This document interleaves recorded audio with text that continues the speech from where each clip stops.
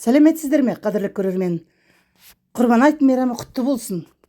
Міне, мен де шелпек және бауырсақ пісірдім, және оның рецептімен сіздермен бөлісейін дедім. Ол үшін керек заттарымды дайындап алдым. Міне, ұн алдым 850 грамм, су, сүт алдым 230 мл су және 160 граммдай сүт. Тұз 2 шай қасық, қант 2 ас қасық, майонез алдым 2-3 ас қасық. Және сұйық май алдым, өсімдік майын 3-4 қасық. Керегінше қосамын деп. Және ашытқымыз 2 шай қасық. Ал енді ортамызды босатамыз да үлкенірек ыдыс аламыз. Оған алдымен суымызды құямыз. Суымыз жылы болу керек, сүтіміз де жылы, сүтімізді құямыз. Жаңа дайындап қойған қант саламызды араластырып жібереміз, еру керек. Артынан ашытқымызды саламыз. Ашытқынды араластырып қоямыз, бәрі суға араласып еру керек. Міне 1-2 минуттан кейін ашытқымыз көтерілді. Дайындап қойған тұзды саламыз және араластырып жібереміз. Артынан майонезді қосамыз. Майонезді қалауларыңыз бойынша көбірек не азырақ қоссаңыз да болады. Мен сол 2-3 қасық қостым. Енді ұнды осылай бөліп біртіндеп қосамын. Бәрін бірақ қоссам, қамырым тығыздау болып қалады. Осы жерде айтқым келеді, осылай бөліп салудың оның құпиясы, қамырымыз өзіміз ойлағандай жұмсақ шығу үшін осылай бөліп саламыз қамырды. Бөліп илегенде қамырымыз тығыз болып қалмайды. Міне 1-2 ас қасықтай сұйық май қостым. Қамырдың құрамына қалғаны қолымды майлағанға қажет болады. Енді лопатканы былай қоя тұрып, қолмен илеуге көштім. Осылай жақсылап қолмен илеп, басын біріктіріп алдым. Мен 750 грамм ұн алған едім, аздау болғасын тағы 100 грамм қостым. Жалпы көлемі ұнның 850 грамм болды. Оны мен басында жазып қойдым. Міне жалпы көлемі 850 грамм ұн кетті. Осындай жұмсақ, сондай икемге жақсы келетін үлбіреген қамыр иленді. Осылай иленген қамырды қазір июін қандырамыз. Бір 5 минуттай илеп, ол тез ию қанады жұмсақ болғаннан кейін. Сосын қайтадан ыдысына саламыз да, бетін пленкамен жауып, жылы жерге 1 сағатқа қоямыз.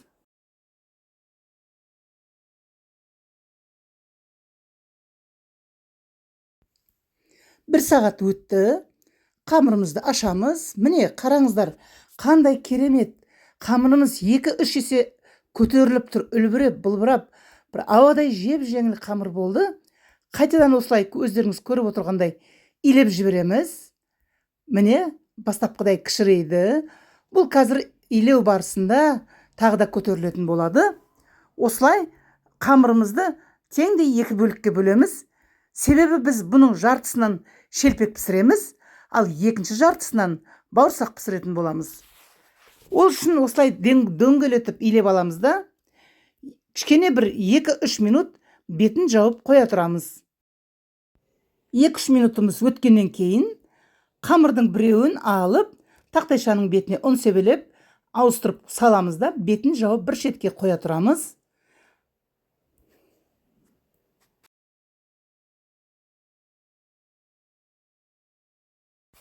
Ал екінші бөлігін осылай ұзынша етіп созып илеп жібереміз де, кішкентай бөліктерге бөлеміз. Өздеріңіз білетіндей, шелпекті біз 7 дана пісіруге тырысамыз. Сондықтан мен де қамырымды 7 данаға бөлемін.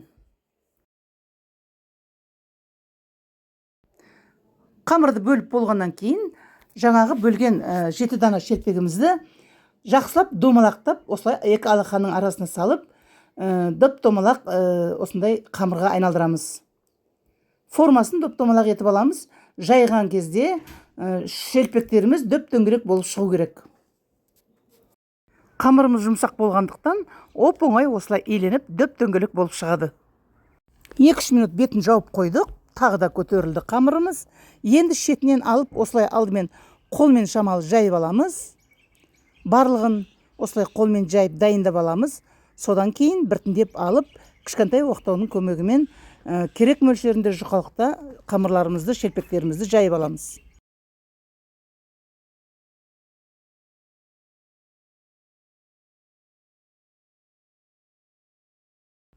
Міне, өздеріңіз көріп отырғандай, осылай барлығын жайып дайындап аламыз шелпектерімізді. Мына жұмсақтау болғандықтан шамалы жабысып жатыр. Шамал ұн сеуіп отырса, бұл жабыспайтын болады. Осылай оқтаудың көмегімен бір шетке алып қоя береміз жайылғандарын.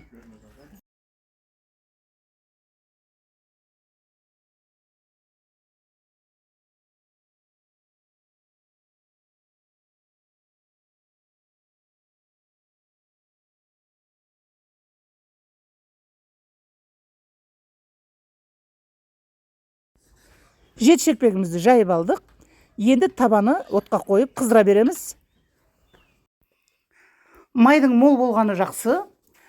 Шелпек пісіп атқанда қалқып жүргені дұрыс. Аз болса, шелпегіміз жақсы әдемі болып піспейді. Міне осылай майымыз жақсы қызғаннан кейін шелпегімізді бір-бірлеп саламыз. Ортасынан азғантай кішкене тесік жасадым, ортасы көтеріліп кетпесін деп.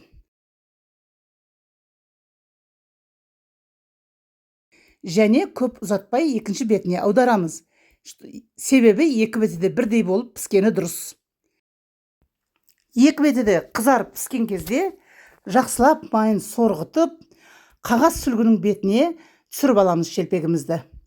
Осылай барлық 7 шелпегімізді де асықпай қызып тұрған майда пісіріп аламыз.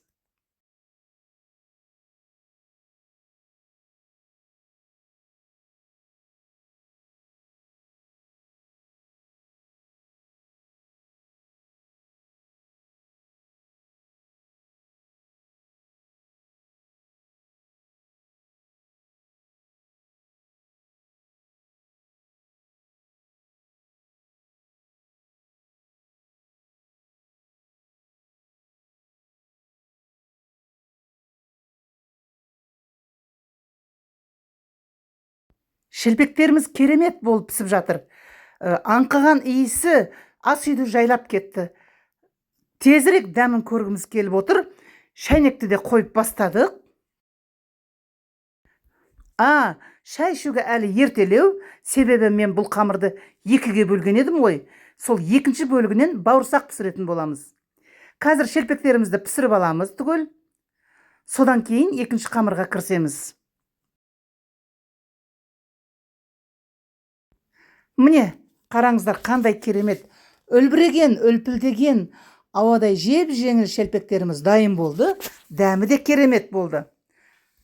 Осындай шелпектерді менің рецептім бойынша пісіріп көріңіздер. Лайк басып пікір қалдырыңыздар. Енді бауырсақ пісіруге кірісеміз. Мына қамырымыздың екінші бөлігі тағы да көтеріліп тұр.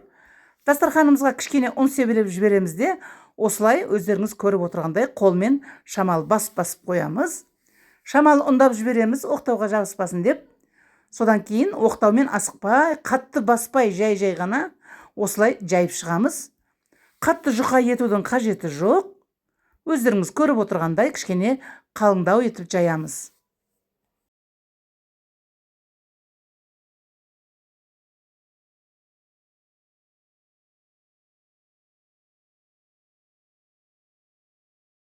Міне жұқалығы осындай 1 сантиметрдей болса болады. Енді оны мен арнайы пышақпен кесетін боламын. Сіздер енді өздеріңіз қандай құралдарыңыз бар, сонымен кесе беріңіздер. Егер дөңгелек етіп ойып пісіргілеріңіз кесе, онда дөңгелек етіп ойып пісірсеңіздер де болады. Мен осы жолы осындай ромбик сияқты етіп пісіре берейін дедім. Және мына арнайы құралмен, арнайы пышақпен осындай бәрін солай бір келке етіп кесіп алдым. Оңай кесіледі осылай, жұмсақ қамыр. Барлығын кесіп алғаннан кейін табамызды қыздырамыз да, жаңағы қызып тұрған майымызды қайтадан отқа қоямыз. Сөйтіп бауырсақтарымызды пісіруге кірісеміз. Міне мен кесіп кішкене табаның, кішкене тақтайдың бетіне осылай салып алдым. Осылай табаға салуға ыңғайлы болсын деп, және қызып тұрған майға біреулеп осылай сабырлықпен салдым. Май шашырап кетуі мүмкін, өте сақ болыңыздар. Осылай бірден салғаннан кейін бауырсағымыз сондай ауадай жеп-жеңіл болып көтеріле бастайды. Сол кезде бірден аударып қою керек. Содан кейін көп ұзамай сарғая бастайды астыңғы беті. Сол кезде тағы да аударып қоямыз. осылай өздеріңіз көріп отырғандай осындай сарғайып, қызара сарғайып піскен кезде бауырсақтарды ала берсеңіздер болады.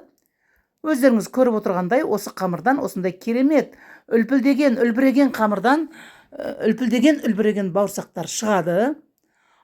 Ал енді дәмін енді айтуға сөзім жоқ. Дәмі өте керемет болады. Менің рецептім бойынша осылай бауырсақ пісіріп көріңіздер. Ұнаса лайк басып пікір қалдырып отыруды ұмытпаңыздар. Менің видеом ұнаса достарыңызбен бөлісіп отырыңыздар.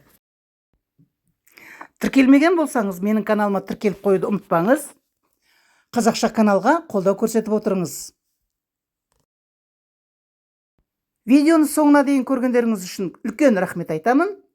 Міне, сіздер де менің рецептім бойынша осындай құрбан айт болсын, басқа да мейрамдар болсын, осындай үлпілдеген бауырсақ шелпек пісіріп отырыңыздар. Ас болсын.